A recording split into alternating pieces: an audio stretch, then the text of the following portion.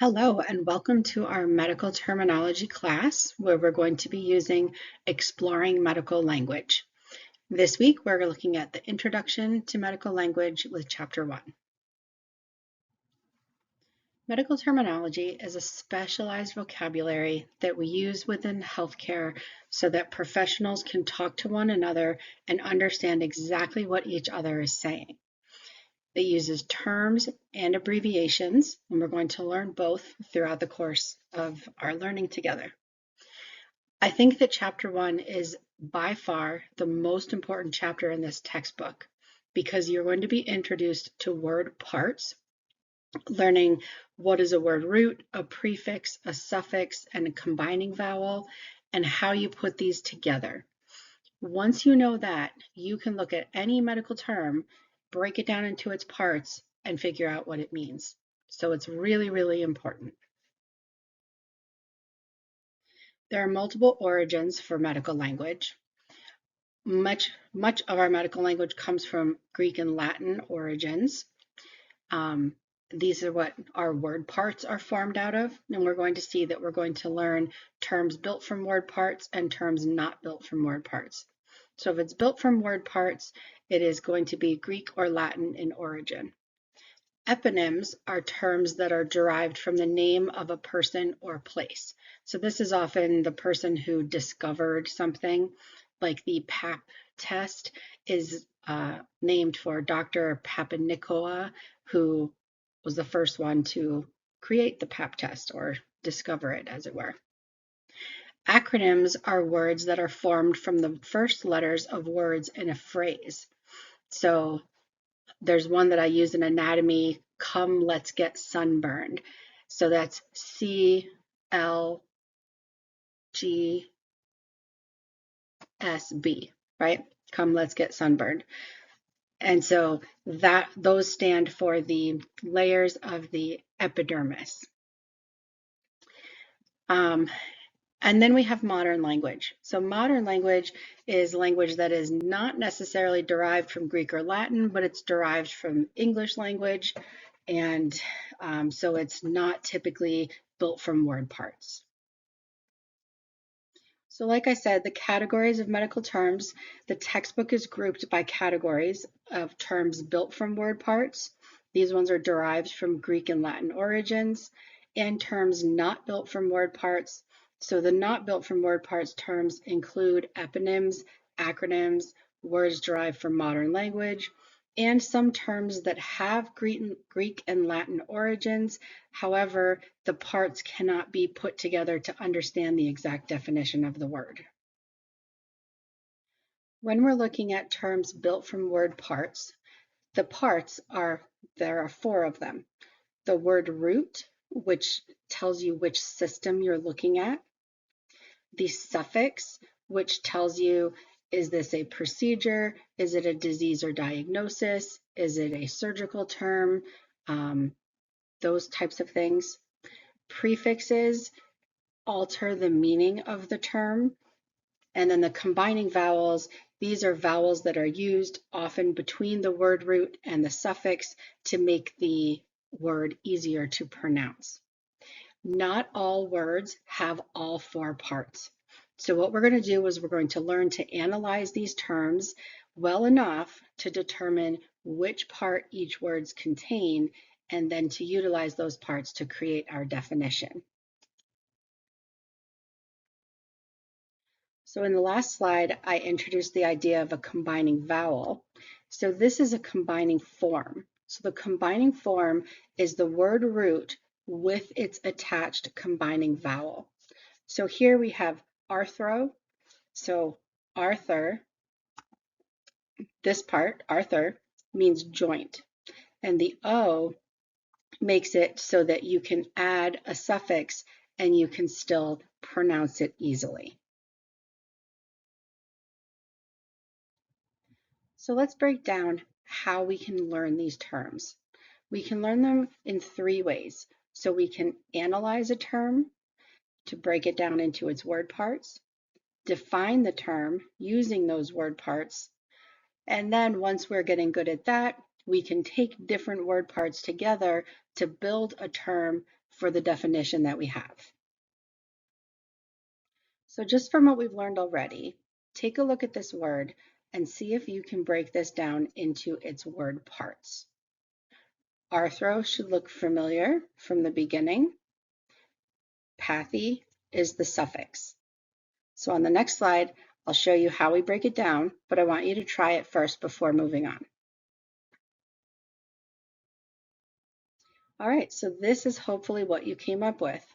Arthro is the combining form. So we have the word root and the combining vowel together making the combining form.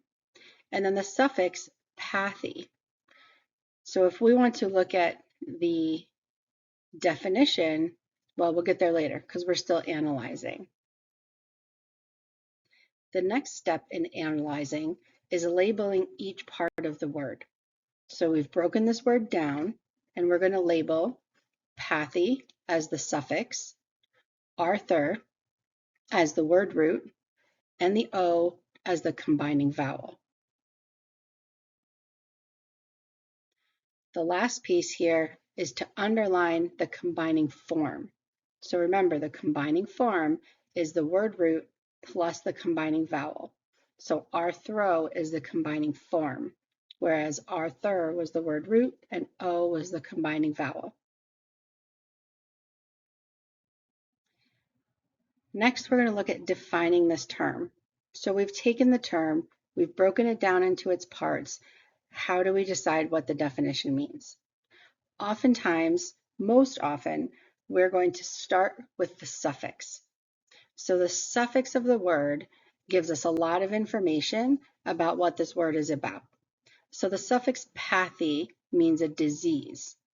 So this term, arthropathy, means a disease.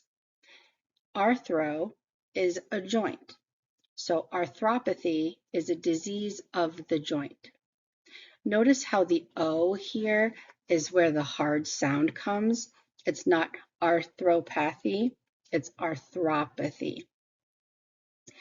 Listening to the Evolve website do the pronunciations is going to be very helpful for you in moving through this class so you can end with an actual vocabulary that sounds educated and people can understand what you're trying to convey. Now that we learned how to break down a term, let's start practicing building a term. So if we're going to build a term, typically we're going to start with the suffix. Again, same way that we did when breaking down a term. And then we're going to add a combining vowel after we've added the word root. So our definition, which is what we're going to start with, is disease of a joint. So if we want to make up a term with a disease, pathy is a good suffix to start with. We know that a joint is Arthur. So how do we connect Arthur and pathy? We do that by putting a combining vowel, which is most often an O. Some words use an A or an E or even an I as a combining vowel. You'll also find that if the suffix begins with a vowel, then we drop the combining vowel. So if the suffix is itis, which means inflammation, we would not use the O, we would just say arthritis, arthritis. So far, we've just looked at suffixes, word roots, and combining vowels, but we also have prefixes on many words, and the prefix alters the definition of the word. So in this case, we're looking at the prefix hyper, which means above or excessive, and hypo, which means below or deficient. So if you have a patient who comes in and they have hyperglycemia, that means that their blood sugar is excessively high. Over time, this can break down their blood vessels, it can stop sending blood to their nerves, they can get neuropathy, they can get all sorts of different problems. So hyperglycemia is often a long-term issue. Okay, we'll stick there. Hypoglycemia means low blood sugar. Hypoglycemia can be an acute event where you end up with your blood sugar dropping so low that you drop into a coma. So if you tell a doctor that you saw a patient and they were hyperglycemic, he's not going to be as in such a rush to go see that patient as he might be if you say the patient is severely hypoglycemic. Because people walk around with their blood sugar at 500 all the time. Not that it's healthy, but it happens. But a patient whose blood sugar is 40 needs emergency medical attention. So it's important to protect your patients by learning the language and being able to speak it appropriately and to document appropriately. In this class, we're going to practice with breaking words down and building them back up. This isn't something you're going to be doing every day. However, when you're on the job, you might hear a new word that you've never heard before. You have to figure out what it means. So we're going to learn, how do you take a word, break it down, figure out the definition. So that's your first step. So you might hear a brand new word and be able to say, okay, that's going to be a disease of the urinary system. Then you go look it up and you get the diagnosis. Unfortunately, there are a lot of terms, combining forms, suffixes that have similar meanings and that are used at different times. And so students can get frustrated with figuring out, when do I use this and when do I use that? Unfortunately, the best thing I can tell you is the more we practice and learn, the more you're going to start to just gain an ear for what it sounds like and be able to make the right choices. Some students get frustrated because you can come up to a term or a structure like the lung and find that there are many different word roots that indicate the lung. And so it can be hard to decide what to use and when. So something I like to keep in mind is that people all over the world, all across time, have been finding these things and trying to name them. And so some of those names have gotten into sort of the mainstream and we've kept them. So some suffixes like ik and us or us can be a really subtle difference between these two suffixes that both mean pertaining to. And so it could be the phonetic history of the term and the word roots that are used in the term that determine if you use the suffix ik or if you use the suffix us. You're also going to come up against word parts that have more than one definition. So an example of this is the prefix dys, dys. So dys can mean painful, abnormal, difficult, or labored. So depending on the term, like the overall term that the prefix is attached to, we are only going to use one definition of the prefix. So an example would be dysplasia. In this word, dysplasia means abnormal development. So plasia is development, dys is abnormal. So abnormal development. When we say dyspnea, pnea refers to breathing. Dys is going to refer to difficult or labored or painful. So we might have to explain further what we mean, but typically dyspnea means difficulty breathing. So you might be thinking, how do I know what to use? So the best thing to do is when you're doing the chapter exercises, look at the term list to figure out which combining form or word part to use and which part of the definition to use. Then you want to check your answer against the answer key in Appendix A of the textbook.